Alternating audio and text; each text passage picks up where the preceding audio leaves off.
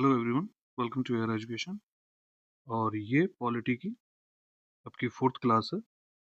हम कर रहे हैं पीवाई क्यूज के थ्रू पॉलिटी यूपीएसआई के लिए।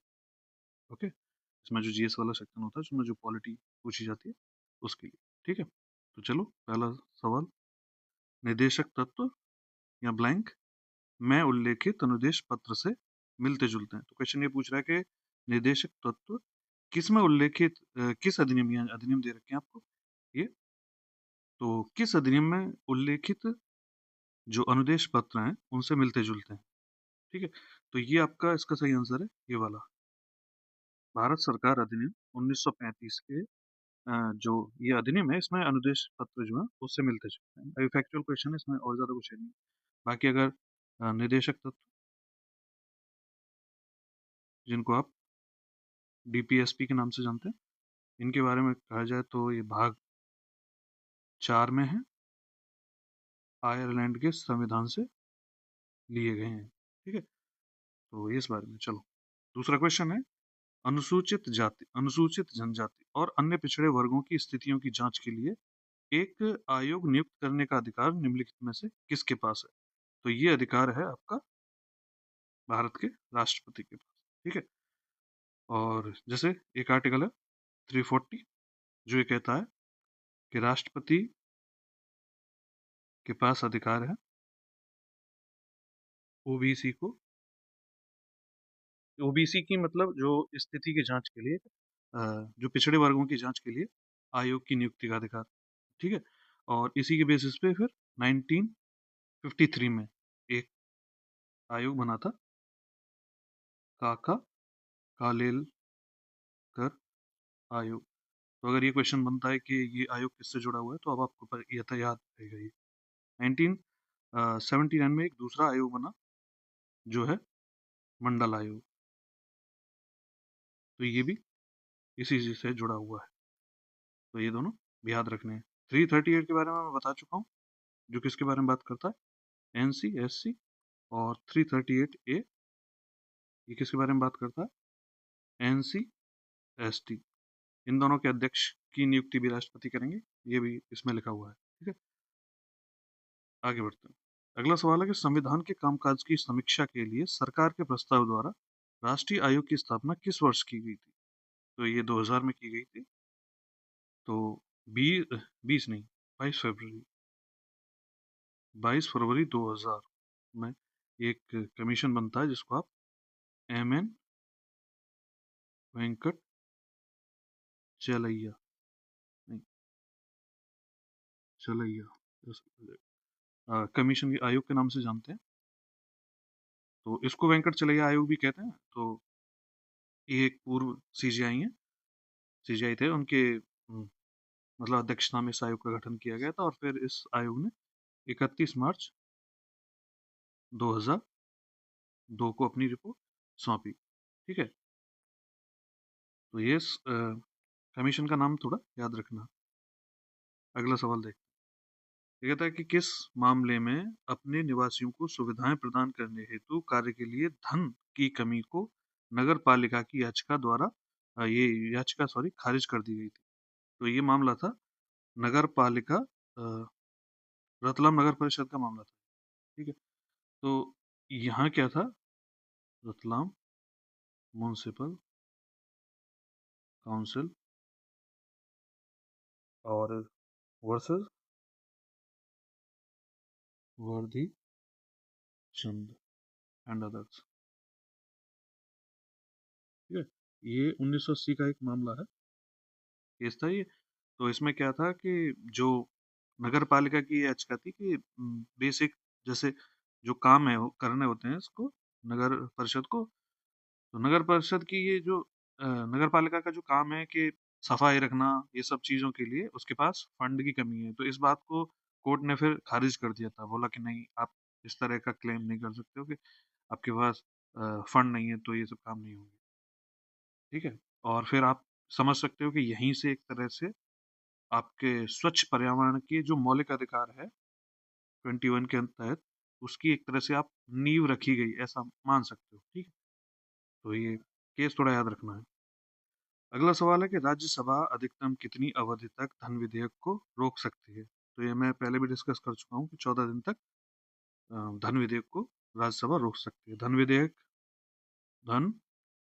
विधेयक इसकी परिभाषा दे रखी है 110 में। ठीक है, धन विधेयक के बारे में क्या बात है खास, इसको लोकसभा में ही पेश किया जा सकता है। क्वेश्चन नंबर 6 कहता है कि निम्नलिखित में से कौन सा मौलिक अधिकार सार्वजनिक व्यवस्था, नैतिकता और स्वास्थ्य एवं भारतीय संविधान के भाग 3 के अन्य प्रावधानों के अधीन है?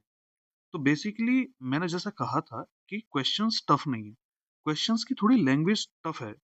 तो अगर मैं आपको ये क्वेश्चन सिंप्लीफाई पूछूं, सिंप्लीफाई करके, तो आप ज्यादातर लोग इसमें से आप में से ज्यादातर लोग इसका आंसर कर देंगे। जैसे क्वेश्चन ये पूछ रहा है कि कौन सा ऐसा मौलिक अधिकार है, ठीक है, जो इन इन रेस्ट्रिक्शंस के अधीन है। जैसे कौन से रेस्ट्रिक्शंस की बात कर रहा है, सार्वजनिक व्यवस्था, नैतिकता, स्वास्थ्य की, या भारतीय संविधान के जो अन्य प्रावधान है उनकी। तो ये बेसिकली आपका आर्टिकल 25 के बारे में बात कर रहा है, जो आपकी धर्म की स्वतंत्रता है, जैसे अंतःकरण की स्वतंत्रता और धर्म को अबाध रूप से मानना, आचरण करना, प्रसार प्रसार करना। बेसिकली इसका मतलब ये हुआ, इन रेस्ट्रिक्शंस का होने का मतलब ये है कि आपको धर्म की स्वतंत्रता का अधिकार तो है, धर्म की स्वतंत्रता, इसका अधिकार तो है, पर आप धर्म की स्वतंत्रता के नाम पर ऐसा कुछ नहीं कर सकते जो सार्वजनिक व्यवस्था को नुकसान पहुंचाता हो, या जो नैतिकता के विरुद्ध हो, या जो आपके स्वास्थ्य को खतरे में डाल सकता हो। ठीक है, या अन्य भाग 3 के अन्य प्रावधानों का मतलब ये है कि किसी जैसे किसी और व्यक्ति के राइट टू लाइफ को, या राइट टू कैसे कहूँ, मतलब किसी और व्यक्ति के मूल अधिकारों को बाधित न करता हो। ठीक है, तो बेसिकली इसका मतलब ये है। अगला सवाल देखते हैं। अगला सवाल कहता है कि भारतीय संविधान का अनुच्छेद 326 किससे संबंधित है? तो 326 बेसिकली कहता है कि वयस्क मताधिकार के बारे में। इसके आधार पर लोकसभा और राज्यसभा विधानसभाओं के लिए निर्वाचन। ठीक है, तो देखो वयस्क मताधिकार से जुड़ा एक क्वेश्चन ये बनता है 326 में। अब आपको पता चल गया कि क्या है, वयस्क मताधिकार से रिलेटेड है। इससे जुड़ा एक क्वेश्चन ज्यादातर पूछा जाता है कि 18 वर्ष तक जो आयु है, 18 वर्ष के लोग वोट कर सकेंगे, 21 से 18 वर्ष की गई थी, तो वो कब की गई थी? तो 61वें संविधान संशोधन के माध्यम से की गई थी। ये क्वेश्चन थोड़ा इंपॉर्टेंट है, तो इसको आप थोड़ा हाईलाइट में रखेंगे, 1988 में, ये भी याद रखें।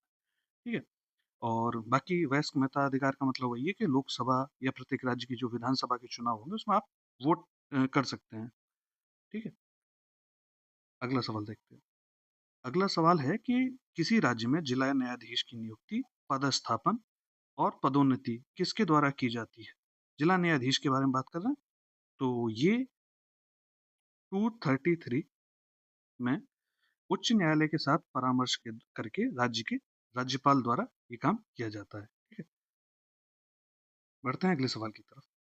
अगला सवाल कहता है कि यहाँ क्वेश्चन मार्क, किस ऐतिहासिक मामले में वन संरक्षण अधिनियम 1980 की धारा 2 के तहत वन भूमि शब्द की व्याख्या भारत के सर्वोच्च न्यायालय द्वारा न केवल वन को शामिल करने के लिए की गई थी, जैसा कि शब्दकोश अर्थ में समझा जाता है? ठीक है, तो यहाँ तक क्वेश्चन समझ लेते हैं। बेसिकली ये कह रहा है कि जो वन संरक्षण अधिनियम 1980 की धारा है, उसके तहत जो वन भूमि शब्द है, इस शब्द का जो अर्थ शब्दकोश में, डिक्शनरी में जो दे रखा है, उसके अलावा, ठीक है, बल्कि सरकारी रिकॉर्ड में उनके स्वामित्व की परवाह किए बिना वन के रूप में दर्ज किए गए सभी क्षेत्रों को शामिल करने के लिए की गई थी।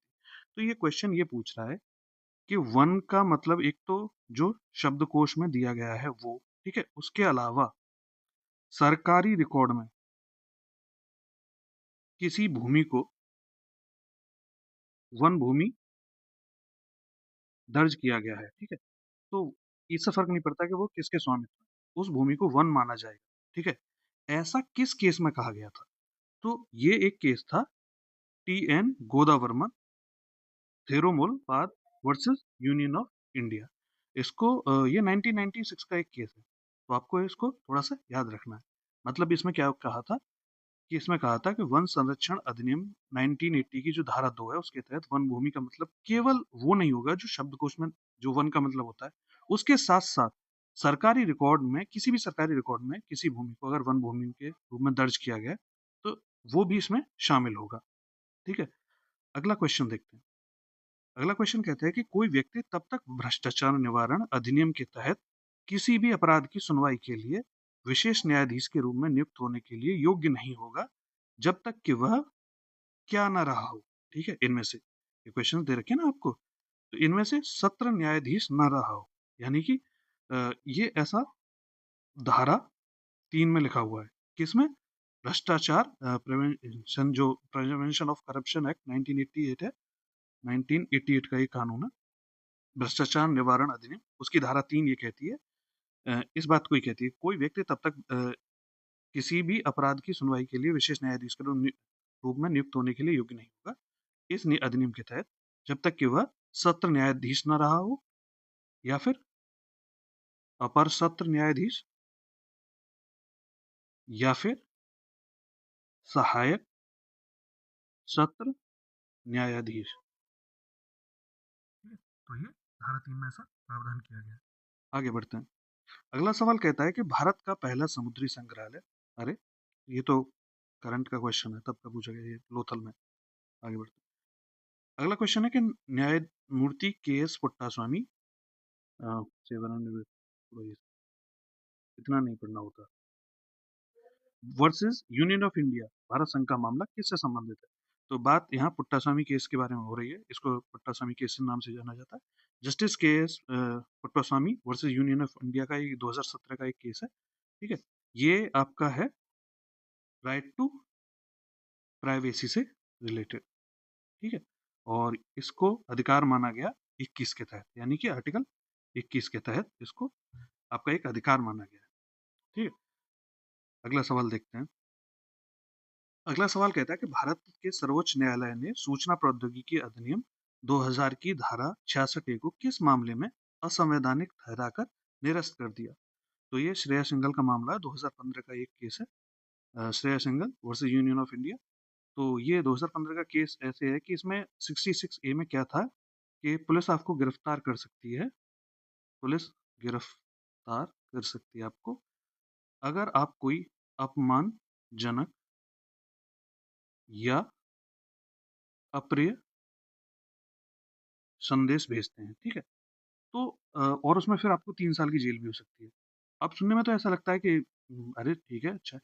लेकिन प्रॉब्लम वहाँ क्रिएट होती है जहाँ ये वर्ड्स डिफाइन नहीं होते। तो कोई किसी भी व्यक्ति के लिए कुछ भी अप्रिय हो सकता है, ठीक? तो इस बेसिस पे उसको 3 साल की जेल हो जाएगी।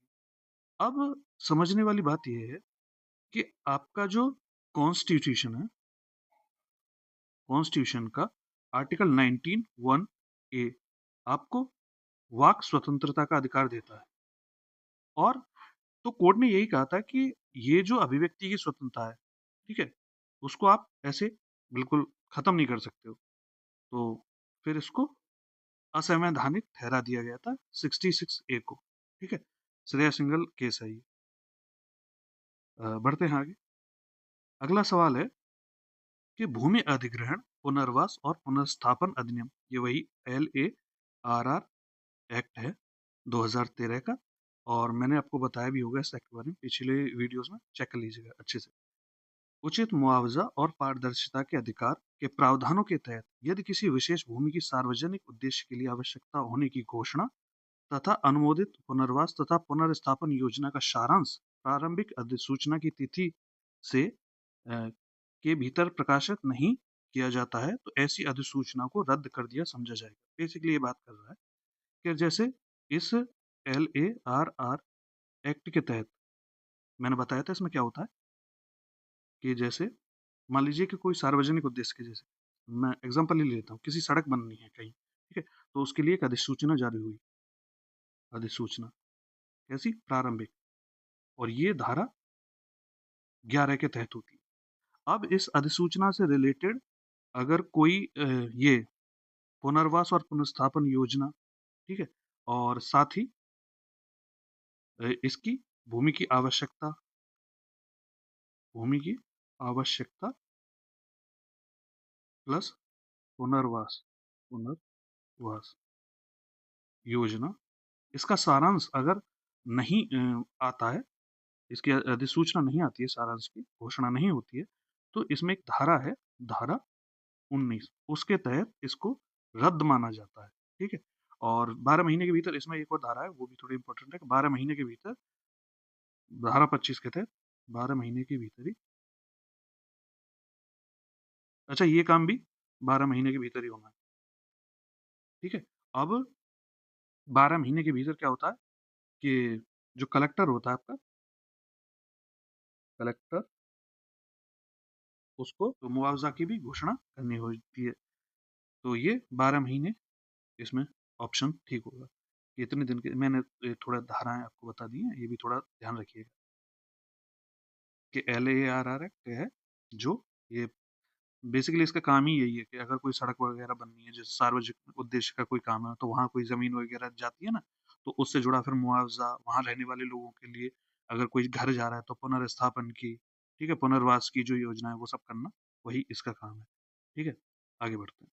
अगला सवाल है 15वां, जब राष्ट्रीय आपातकाल की घोषणा की जाती है तो भारतीय संविधान का निम्नलिखित में से कौन सा अनुच्छेद स्वतः निलंबित हो जाएगा? तो ये 19 होगा, लेकिन किस किस आधार पे? अगर ये आपातकाल की घोषणा, आपातकाल की घोषणा अगर किस पे होगी? सशस्त्र विद्रोह, तब नहीं होगा ये स्वतः, ठीक है। और ये 359 के तहत राष्ट्रपति के आदेश के बाद होगा, और ये दोनों होते ही नहीं है, ठीक है। अगला सवाल देखते हैं। अगला सवाल है 16वां, 74वें संविधान संशोधन अधिनियम 1992 द्वारा कितने अनुच्छेद जोड़े गए? तो ये भी याद रखिए, 74वां का हुआ 1992 में, ये 18 अनुच्छेद जोड़े गए थे। इस तरह के सवाल अगर आते हैं तो उनको छोड़ देना, इसके चक्कर में अब ये मत रटने लगना कि किस वाले कॉन्स्टिट्यूशन अमेंडमेंट में कितने अनुच्छेद जोड़े, कितने हटे, क्योंकि इसको आप तैयार नहीं कर सकते हो। नहीं मान रहे हो तो वही आप करके देख लेना, ठीक है। तो इससे क्या जुड़ा, ये जरूर याद कर सकते हो आप कि नगर पालिका जो है उनको संवैधानिक दर्जा मिला था, और भाग 9A जोड़ा गया था, जिसमें 243 पी से लेकर 243 जेड जी तक आपके अनुच्छेद हैं, ठीक है। 1992 में हुआ था। नगर पालिकाओं को संवैधानिक दर्जा किससे मिला? 74वें संविधान संशोधन से। इसके चक्कर में मत पड़ना कि अनुच्छेद रटने लोगों के कितने हटे कितने नहीं हटे, ठीक है। इस तरह के क्वेश्चन इसीलिए होते हैं ताकि भटका सके, ठीक है। अगला क्वेश्चन देखते हैं। 17वां सवाल कहता है कि संविधान का कौन सा अनुच्छेद उपयुक्त विधायिका, संसद या राज्य विधायिका को भूमि सुधार से संबंधित विवादों के न्याय निर्णय के लिए एक न्यायाधिकरण स्थापित करने का अधिकार देता है? तो ये आपका 323 बी, अच्छा 323 ए और 323 बी, इसमें प्रशासनिक न्यायाधिकरणों की स्थापना की बात है, और इसमें कुछ विशिष्ट विषय हैं, जैसे आपके लैंड रिफॉर्म्स हो गए, यानी कि भूमि सुधार, ये वाले। दूसरा, कर से संबंधित मामले, टैक्स से रिलेटेड, विदेशी मुद्रा आयात निर्यात, ठीक। चौथा, औद्योगिक, श्रम और विवाद। इस तरह के कुछ एक दो मसले और हैं, उनसे जुड़े यहाँ पे न्यायाधिकरणों की स्थापना की बात की गई है। अच्छा, ये दोनों प्रावधान 42वें संविधान संशोधन से आए थे, संविधान संशोधन से आए थे, जो कब हुआ था? 1976 में। तो ये बात भी आपको याद रखनी है। ये क्वेश्चन भी डायरेक्ट पूछा जाता है कि एडमिनिस्ट्रेटिव ट्रिब्यूनल्स किस में दे रखे हैं, तो 323A में, ठीक है। तो ये भी आपको याद रखना है। अगला क्वेश्चन है, 1997 में MC मेहता वर्सेस तमिलनाडु राज्य के मामले में भारत के सर्वोच्च न्यायालय ने, तो इसने क्या किया था? सरकार को पटाखों, नहीं सॉरी, इसमें बेसिकली, हाँ ये था, खतरनाक व्यवसायों और प्रक्रियाओं में बाल श्रम को रोकने के लिए विस्तृत निर्देश दिए गए थे। तो इसमें यह कह दिया गया है कि जो 14 वर्ष से कम उम्र के बच्चों का खतरनाक उद्योगों में नियोजन, इस पर पूर्ण प्रतिबंध लगाया जाए, इसको अच्छे से इम्प्लीमेंट किया जाए, जो हम बात करते हैं 39F में, ठीक है। उसको थोड़ा अच्छे से इम्प्लीमेंट किया जाए। अच्छा ये बताओ, हाँ, मौलिक अधिकारों में भी है ये। मौलिक अधिकार में किस मौलिक अधिकार में बच्चों को इस तरह के श्रम से बचाने की बात की गई है? ये क्वेश्चन मैं दे रहा हूँ आपको, कमेंट में कीजिएगा। और इसमें हाँ, ये भी बात कही गई थी, फिर अगर ऐसा किया जाता है, अगर कोई ऐसा फिर भी करता है कि बच्चों को काम पे लगाता है, तो 20,000 प्रति बच्चे के हिसाब से उसको देना होगा। और एक चाइल्ड लेबर रिहेबिलिटेशन और फंड था एक, बेसिकली उसका नाम था, हाँ, तो इस फंड का नाम था child labour rehabilitation welfare fund, तो ये बनाया गया था। और फिर इसमें 20,000 रुपये पर बच्चे के हिसाब से आपको देने होंगे। ठीक है, तो देखते हैं। अगला क्वेश्चन है कि 5वीं लोकसभा का कार्यकाल संसद के कानून द्वारा एक बार में 1 वर्ष के लिए कितनी बार बढ़ाया गया था? तो एक बार में 1 वर्ष के लिए ये 5वीं 1971 से 1976 तक, ठीक है, ये 5वीं लोकसभा चलनी थी। लेकिन 9 मार्च 1976 में, मैं बता ही देता हूँ पूरी कहानी, 1977 तक के लिए बढ़ाया गया। फिर 1977 मार्च से 1978 तक बढ़ाया गया। लेकिन ये वाला कार्यकाल पूरा ही नहीं हो पाया था, आम चुनाव करा लिए गए थे। तो अब आप इसको एक बार मानेंगे या 2 बार? ये वैसे 2 बार ही बढ़ाया गया, अब वो पूरा नहीं हुआ, वो एक अलग बात है। तो ठीक है, तो 2 बार मान सकते हैं। ये क्वेश्चन मैं पहले भी कर रहा हूँ, शायद वहां मैंने एक बार बोला था, पर क्योंकि वो एक ही बार बढ़ पाया था, ठीक है, इसलिए था। अगला क्वेश्चन है, नीति आयोग के अध्यक्ष कौन होते हैं? इसके बारे में मैं पूरी जानकारी पहले वाली वीडियो में ही दे चुका हूँ शायद। तो भारत के प्रधानमंत्री नीति आयोग इसके अध्यक्ष होते हैं। और ये 1 जनवरी 2015 से आया, national institute for transforming India, ऐसा इसका एक थिंक टैंक के रूप में कार्य करता है, सहकारी संघवाद को बढ़ावा। तो बेसिकली ये क्वेश्चन यहाँ पे खत्म होते हैं। और अगर आप लोगों को मेरा प्रयास अच्छा लग रहा है तो please do like, share, comment and subscribe. अगर आपका कोई क्वेश्चन है तो वो कमेंट कर दीजिएगा, मैं पढ़ लूँगा, तो उसका ज़रूर आंसर करूँगा। और अगर कोई सुझाव है तो वो भी दीजिएगा, मैं कोशिश करूँगा कि और अच्छे से इस क्लास को आपके लिए बना सकूँ। ठीक, थैंक यू।